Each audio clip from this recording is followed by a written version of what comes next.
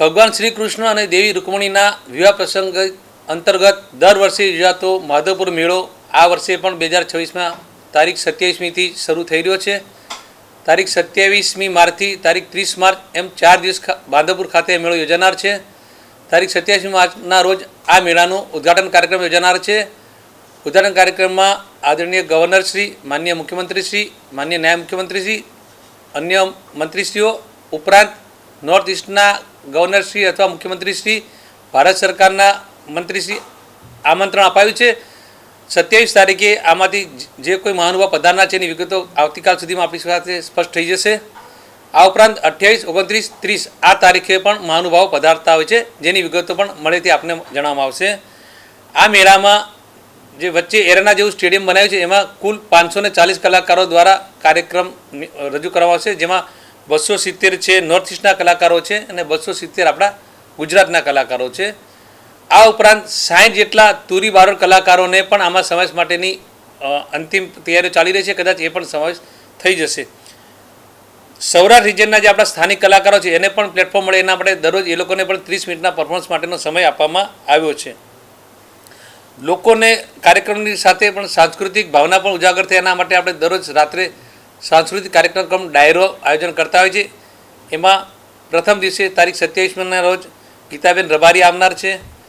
તારીખ 28મીના બીજા દિવસે રાજ ગઢવી તથા મયુર દવે પધારનાર છે। 29ના ત્રીજા દિવસે શ્રી ઋષભ આહિરનો કાર્યક્રમ છે અને 30મી તારીખે ચોથા દિવસે શ્યામળ સબદ ગ્રુપ દ્વારા કાર્યક્રમ યોજાનાર છે।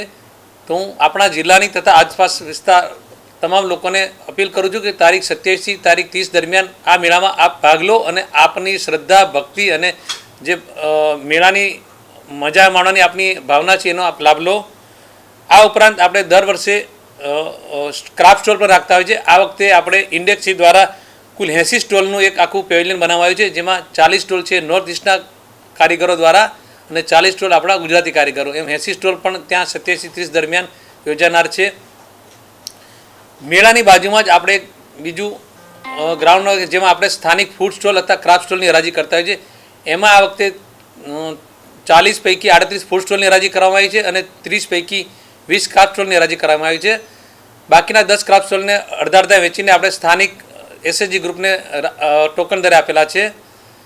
આ વખતે મેળામાં હરાજીમાં કુલ આપણને 75 લાખથી વધારે રકમ પ્રાપ્ત થઈ છે, ગયા વર્ષ કરતાં 14 લાખ જેટલી વધારે છે અને એ ખૂબ સારો પ્રતિસાદ મળ્યો છે।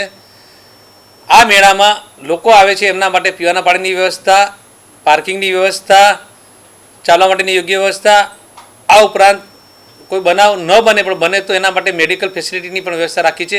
પોલીસ દ્વારા પણ કંટ્રોલ રૂમ રાખવામાં આવ્યો છે। જિલ્લા વહીવટીતંત્ર દ્વારા પણ એક અલગથી કંટ્રોલ રૂમ રાખવામાં આવે છે, જેથી કરીને લોકોને સહાય મળતી રહે। આ મેળાનું કવરેજ કરનાર માટે સ્થાનિક મીડિયા ઉપરાંત ગુજરાતના તથા રાષ્ટ્રીય પણ મીડિયા જેવા પધારનાર તેના માટે પણ મીડિયા વિભાગ દ્વારા જરૂરી કાર્યવાહી થઈ રહી છે। લોકોને હું અપીલ કરું છું કે મેળામાં ખૂબ આપણે શાંતિથી ફરીએ, બિનજરૂરી અફવાઓથી દૂર રહીએ અને તંત્ર દ્વારા જે કંઈ આયોજન થયું છે એમાં સહકાર આપીએ, ખોટી ભાગદોડ કે બીજી ન કરીએ। અગાઉ ક્યારેય પણ બની નથી, આ વખતે પણ એવું રાખીએ। 30મી તારીખે ભગવાનના લગ્ન પ્રસંગે થોડી વધારે ભીડ રહેતી હોય છે, ત્યારે પણ અમે લોકો વધારે ઉત્સાહપૂર્વક ભાગ લેવા માટે આયોજન કરી રહ્યા છીએ અને પોલીસ વિભાગ તરફથી અમારું ધ્યાન દોરવામાં આવ્યું છે, તો એના માટે અમે પણ કદાચ 30મી તારીખે વધારે ભીડ હોય ત્યારે બ્રિજ પર પણ થોડું કદાચ રેલિંગ જેવું કરવું પડે તો એના માટે પણ વિચારણા અમે કરી રહ્યા છીએ। ગત વર્ષે આપણે ખૂબ મોટા પાયે લગભગ 1600 જેટલા કલાકારો અને સ્ટોલ રાખ્યા હતા, ખૂબ સારો પ્રતિસાદ મળ્યો હતો, પણ એમાં જગ્યા ખૂબ રોકાઈ જાય છે વધારે અને કદાચ ફરતી જગ્યા આપણને ઓછી મળે છે સ્ટેડિયમમાં અને સાથે સાથે ક્રાફ્ટ સ્ટોલમાં પણ થોડી ગીર્દી થતી હોય છે।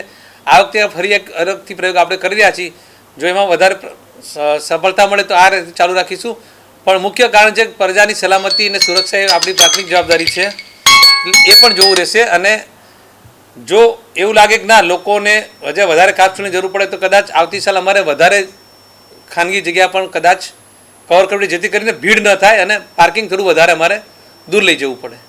એટલે ગયા વખતે ટ્રાફિકના પ્રશ્નો અમારી સામે આવ્યા, એટલે આ વખતે આપણે પ્રથમથી જ જાહેરનામું બહાર પાડીને મેળાના દિવસો દરમિયાન જે ભારે વાહનો છે જે આપણા પોરબંદરથી માધવપુરથી આગળ જતા હોય છે તેને હવે રૂટ બદલીને મોચાથી આપણે આગળ નહીં જવા દઈએ અને મોચાથી એ લોકોને કડછના રસ્તે જઈ અને જૂનાગઢ જિલ્લામાંથી પાછા બહાર નીકળશે એ રીતે રાખ્યું છે, જેથી એ મોટો પ્રશ્ન હટી જશે।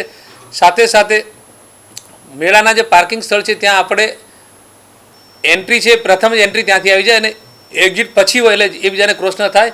આ ઉપરાંત પાર્કિંગ પછી મેળા વાહનો મૂકીને જે લોકો બહાર નીકળે છે એના માટે પણ બીજા 2 સ્ટોપ રાખ્યા છે જેથી લોકો સરળતાથી બહાર નીકળી શકે.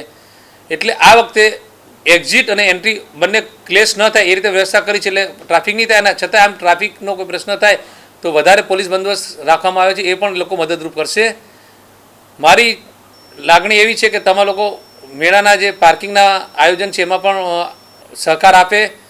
આ વખતે આપણે પ્રથમ દિવસે એટલે કે 27મી તારીખે 25 જેટલી બસો આપણા જિલ્લાને અને 10 બસો માંગરોળ તાલુકા જુનાગઢ જિલ્લાને ફાળવી છે. એટલે 35 બસો દ્વારા આપણે લોકોને મેળાના સ્થળે આવવા માટે વ્યવસ્થા કરી છે.